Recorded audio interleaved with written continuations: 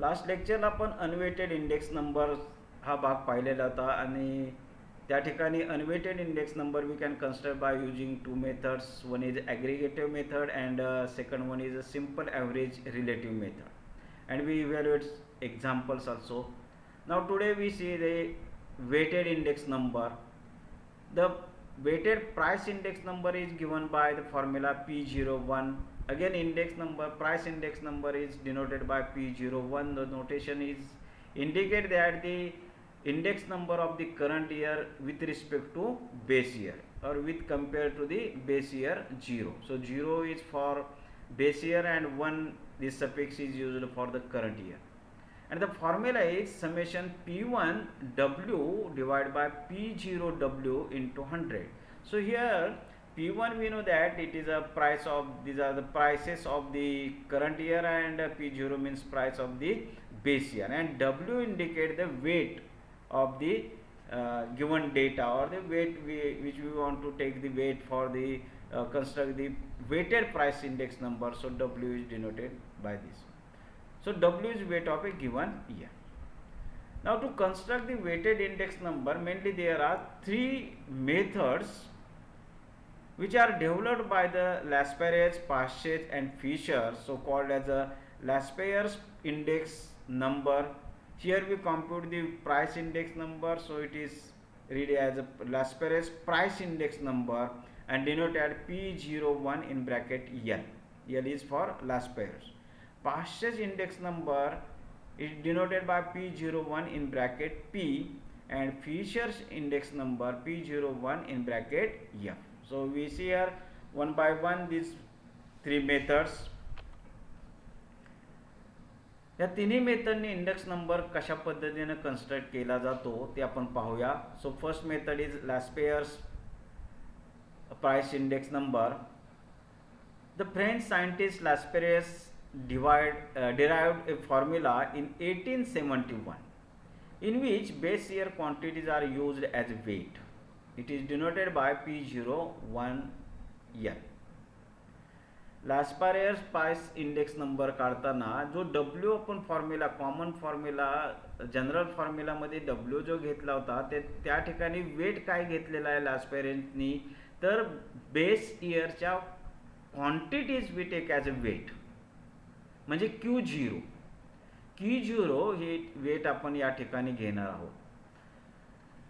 तर इथं P01L is equal to summation P1 divide by P1 Q0 divided by summation P0 Q0.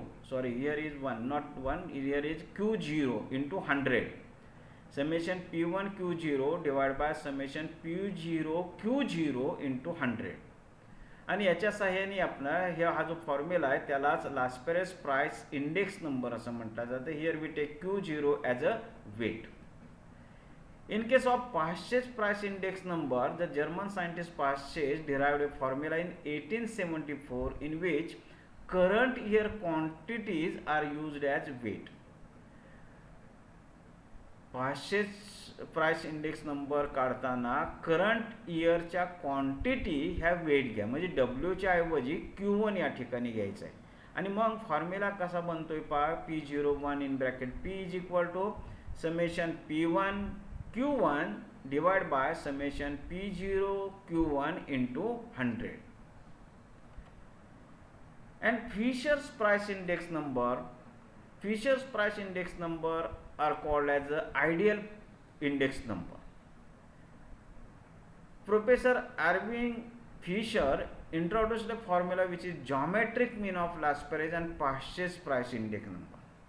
आपण geometric mean ची definition पाहिलेले आहे पहा. geometric mean means it is a square root of the product of given numbers. इथं लास्पेयर्स आणि पाश्चेस index नंबरचा जर आपण जॉमेट्रिक मीन घेतला तर त्यालाच फिशर्स प्राइस इंडेक्स नंबर असं म्हटलं जातं.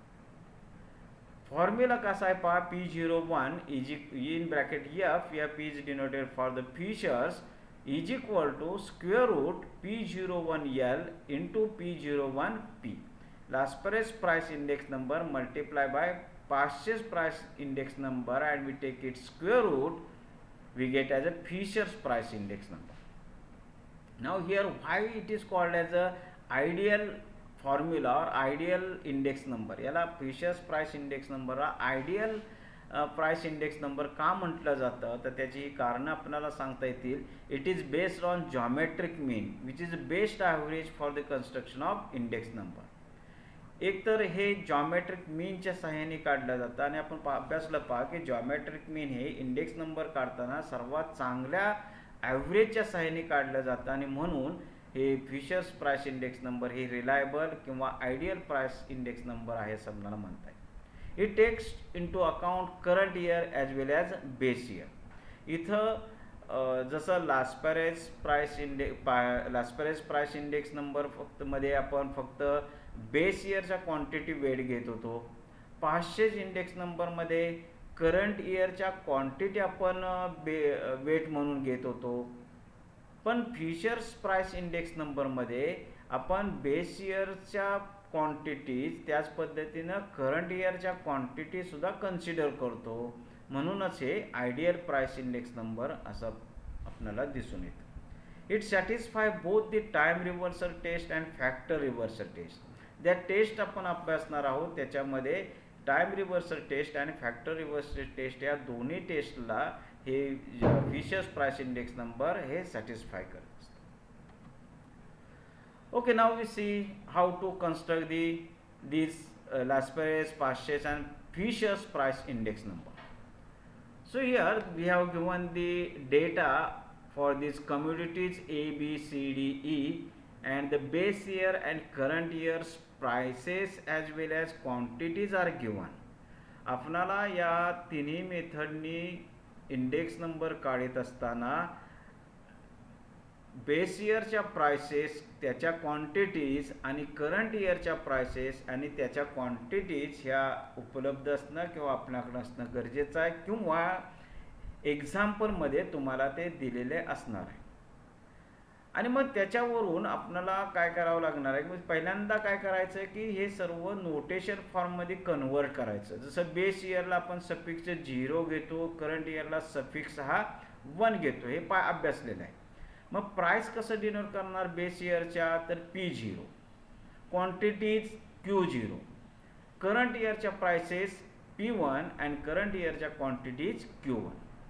So first we convert the given data into the notation form. कारण आपल्याला पुढचे जे कॉलम तयार करायचे ते सगळे इंडेक्स नंबर काढण्यासाठी ते कॉलम तयार करण्यासाठी आपल्याला हे नोटेशन फॉर्ममध्ये त्याचं कन्व्हर्शन करणं हे आवश्यक आहे. आणि मग ऑब्झर्वेशन हे दिलेला डेटा आहे, जो ग्रीनचा दिसतोय ना टेबल तो दिलेला डेटा आहे आणि हा जो ब्ल्यू कलरचा दिसतोय त्या ठिकाणी आपण हे कॉलम तयार केलेलं. We prepare columns as P0 Q0, P1 Q0, P0 Q1 and P1 Q1. हे चारही कॉलम आपण तयार करणार आहोत. P0 Q0 means product of these two columns, base इयरच्या प्राइसेस अँड बेस इयरच्या क्वांटिटीचा कॉलम. P1 Q1 करंट इयरच्या प्राइसेस मल्टिप्लाय बाय बेस इयरच्या क्वांटिटीज. P0 Q1 करंट इयरच्या बेस इयरचे प्राइसेस मल्टिप्लाय बाय करंट इयरची quantity and P1 Q1 means current इयरची quantities as well as current इयरची prices. So prepare all these columns by taking the product of the corresponding prices and quantities and take the summation of all these 4 columns.